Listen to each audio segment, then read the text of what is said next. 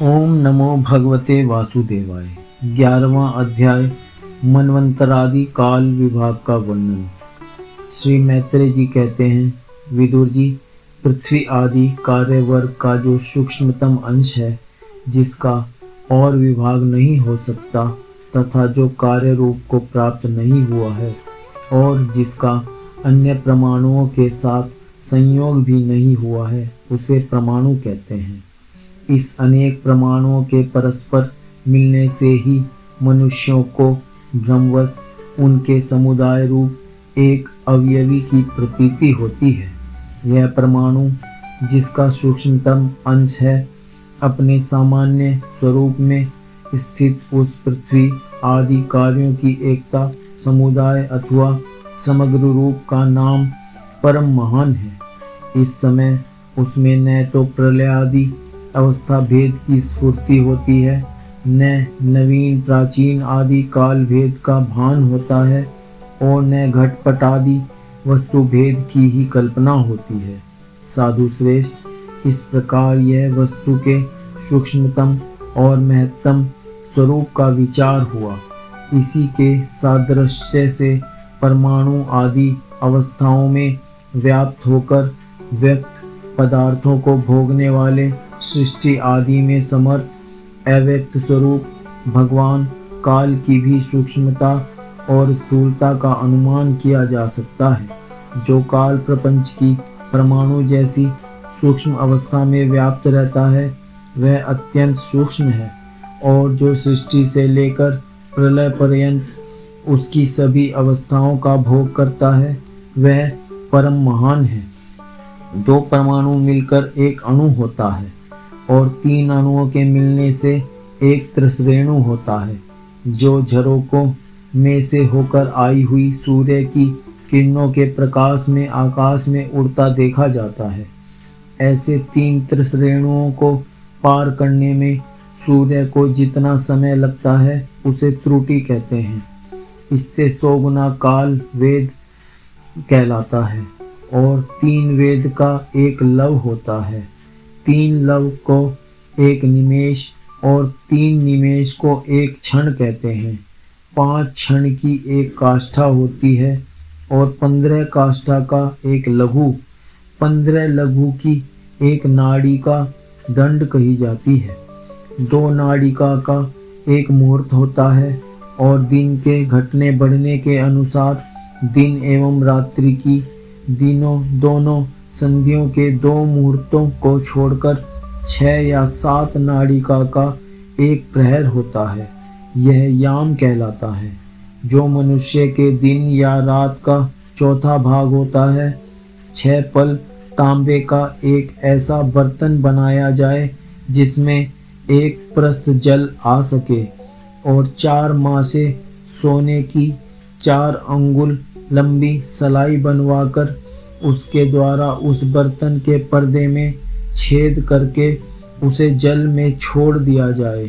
जितने समय में एक प्रस्थ जल उस बर्तन में भर जाए, वह बर्तन जल में डूब जाए, उतने समय को एक नाड़िका कहते हैं। विदुर जी, 4-4 पहर के मनुष्य के दिन और रात होते हैं और 15 दिन रात का एक पक्ष होता है, जो शुक्ल और कृष्ण भेद से 2 प्रकार का माना गया है। इन दोनों पक्षों को मिलाकर एक मास होता है, जो पितरों का एक दिन रात है। 2 मास का एक ऋतु और 6 मास का एक अयन होता है। अयन दक्षिणायन और उत्तरायण भेद से 2 प्रकार का है। ये दोनों अयन मिलकर देवताओं के एक दिन रात होते हैं, तथा मनुष्य लोक में ये वर्ष या 12 मास कहे जाते हैं। ऐसे 100 वर्ष की मनुष्य की परम आयु बताई गई है। चंद्रमा आदि ग्रह, अश्विनी आदि नक्षत्र और समस्त तारामंडल के अधिष्ठाता काल स्वरूप भगवान सूर्य परमाणु से लेकर संवत्सर पर्यंत काल में 12 रूप, राशि रूप संपूर्ण भुवन कोश की निरंतर परिक्रमा किया करते हैं। सूर्य, बृहस्पति, संवन, चंद्रमा और नक्षत्र संबंधी महीनों के भेद से यह वर्ष ही संवत्सर, परिवत्सर, ईड़ावत्सर, अनुवत्सर और वत्सर कहा जाता है। विदुर जी, इन 5 प्रकार के वर्षों की प्रवृत्ति करने वाले भगवान सूर्य की तुम उपहार आदि समर्पित करके पूजा करो। ये सूर्यदेव पंचभूतों में से तेजस स्वरूप हैं और अपनी काल शक्ति से बीजादि पदार्थों की अंकुरण उत्पन्न करने की शक्ति को अनेक प्रकार से कार्योन्मुख करते हैं। ये पुरुषों की मोह निवृत्ति के लिए उनकी आयु का क्षय करते हुए आकाश में विचरते रहते हैं तथा ये ही सकाम पुरुषों को यज्ञादि कर्मों से प्राप्त होने वाले स्वर्ग आदि मंगलमय फलों का विस्तार करते हैं। विदुर जी ने कहा, मुनिवर, आपने देवता, पितर और मनुष्यों की परमायु का वर्णन तो किया। अब जो सनकादि ज्ञानी मुनिजन त्रिलोकी से बाहर कल्प से भी अधिक काल तक रहने वाले हैं, उनकी भी आयु का वर्णन कीजिए। आप भगवान काल की गति भली भांति जानते हैं, क्योंकि ज्ञानी लोग अपनी योग सिद्ध दिव्य दृष्टि से सारे संसार को देख लेते हैं। मैत्रेय जी ने कहा, विदुर जी, सत्ययुग, त्रेता, द्वापर और कली, ये 4 युग अपनी संध्या और संध्यांशों के सहित देवताओं के 12 सहस्त्र वर्ष तक रहते हैं, ऐसा बतलाया गया है। इन सत्यादि चारों युगों में क्रमशः 4, 3, 2 और 1 सहस्त्र दिव्य वर्ष होते हैं और प्रत्येक में जितने सहस्त्र वर्ष होते हैं उससे दुगने 100 वर्ष उनकी संध्या और संध्यांशों में होते हैं। युग की आदि में संध्या होती है और अंत में संध्यांश। इनकी वर्ष गणना सैकड़ों की संख्या में बतलाई गई है। इनके बीच का जो काल होता है उसी को कालवेत्ताओं ने युग कहा है। प्रत्येक युग में एक एक विशेष धर्म का विधान पाया जाता है। सत्य युग के मनुष्यों में धर्म अपने चारों चरणों से रहता है, फिर अन्य युगों में अधर्म की वृद्धि होने से उसका एक एक चरण छीन होता जाता है। प्यारे विदुर जी, त्रिलोकी से बाहर महलोक से ब्रह्मलोक पर्यंत यहाँ की 1 सहस्त्र चतुर्युगी का एक दिन होता है और इतनी ही बड़ी रात्रि होती है जिसमें जगतकर्ता ब्रह्मा जी शयन करते हैं। उस रात्रि का अंत होने पर इस लोक का कल्प आरंभ होता है। उसका क्रम जब तक ब्रह्मा जी का दिन रहता है तब तक चलता रहता है। उस एक कल्प में 14 मनु हो जाते हैं। प्रत्येक मनु 71 चतुर्युगी से कुछ अधिक काल 71, 6, 14 चतुर्युगी तक अपना अधिकार भोगता है। प्रत्येक मनवंतर में भिन्न भिन्न मनुवंशी राजा लोग, सप्तऋषि, देवगण, इंद्र और उनके अनुयायी गंधर्वादि साथ साथ ही अपना अधिकार भोगते हैं। यह ब्रह्मा जी की प्रतिदिन की सृष्टि है जिसमें तीनों लोकों की रचना होती है।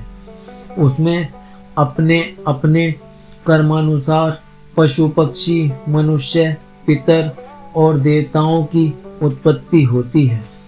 इन मनवंतरों में भगवान सत्वगुण का आश्रय ले अपनी मनु आदि मूर्तियों के द्वारा पौरुष प्रकट करते हुए इस विश्व का पालन करते हैं। काल क्रम से जब ब्रह्मा जी का दिन बीत जाता है तब वे तमोगुण के संपर्क को स्वीकार कर अपने सृष्टि रचना रूप पौरुष को स्थगित करके निश्चेष्ट भाव से स्थित हो जाते हैं। उस समय सारा विश्व उन्हीं में लीन हो जाता है। जब सूर्य और चंद्रमादि से रहित वह प्रलय रात्रि आती है तब वे भुवः स्वः तीनों लोक उन्हीं ब्रह्मा जी के शरीर में छिप जाते हैं। उस अवसर पर तीनों लोक शेष जी के मुख से निकली हुई अग्निरूप भगवान की शक्ति से जलने लगते हैं। इसलिए उसके ताप से व्याकुल होकर भृगु आदि मुनीश्वरगण महलोक से जनलोक को चले जाते हैं। इतने में ही सातों समुद्र प्रलय काल के प्रचंड पवन से उमड़कर अपनी उछलती हुई उत्ताल तरंगों से त्रिलोकी को डुबो देते हैं। तब उस जल के भीतर भगवान शेषशायी योग निद्रा से नेत्र मूंद कर शयन करते हैं। उस समय जनलोक निवासी मुनिगण उनकी स्तुति किया करते हैं। इस प्रकार काल की गति से एक एक सहस्त्र चतुर्युग के रूप में प्रतीत होने वाले दिन रात के हेरफेर से ब्रह्मा जी की 100 वर्ष की परमायु भी बीती हुई सी दिखाई देती है। ब्रह्मा जी की आयु के आधे भाग को परार्ध कहते हैं। अब तक पहला परार्ध तो बीत चुका है, दूसरा चल रहा है। पूर्व परार्ध के आरंभ में ब्राह्य नामक महान कल्प हुआ था। उसी में ब्रह्मा जी की उत्पत्ति हुई थी। पंडित जन इन्हें शब्द ब्रह्म कहते हैं। उसी परार्ध के अंत में जो कल्प हुआ था उसे पाद्य कल्प कहते हैं। इसमें भगवान के नाभि सरोवर से सर्वलोक में कमल प्रकट हुआ था। विदुर जी, इस समय जो कल्प चल रहा है वह दूसरे परार्ध का आरंभक बतलाया जाता है। यह वाराह कल्प नाम से विख्यात है। इसमें भगवान ने सूकर रूप धारण किया था। यह 2 परार्ध का काल अव्यक्त, अनंत, अनादि विश्वात्मा श्री हरि का एक निमेष माना जाता है। यह परमाणु से लेकर द्विपरार्ध पर्यंत फैला हुआ काल सर्व समर्थ होने पर भी सर्वात्मा श्री हरि पर किसी प्रकार की प्रभुता नहीं रखता। यह तो देहादि में अभिमान रखने वाले जीवों का ही शासन करने में समर्थ है। प्रकृति, महतत्व, अहंकार और पंच तन्मात्र, इन 8 प्रकृतियों के सहित 10 इंद्रियां, मन और पंचभूत, इन 16 विकारों से मिलकर बना हुआ यह ब्रह्मांड कोश भीतर से 50 करोड़ योजन विस्तार वाला है तथा इसके बाहर चारों ओर उत्तरोत्तर 10-10 गुने 7 आवरण हैं। उन सब के सहित यह जिसमें परमाणु के समान पड़ा हुआ दिखता है और जिसमें ऐसी करोड़ों ब्रह्मांड राशियां हैं, वह इन प्रधान आदि समस्त कारणों का कारण अक्षर ब्रह्म कहलाता है। और यही पुराण पुरुष परमात्मा श्री विष्णु भगवान का श्रेष्ठ धाम स्वरूप है।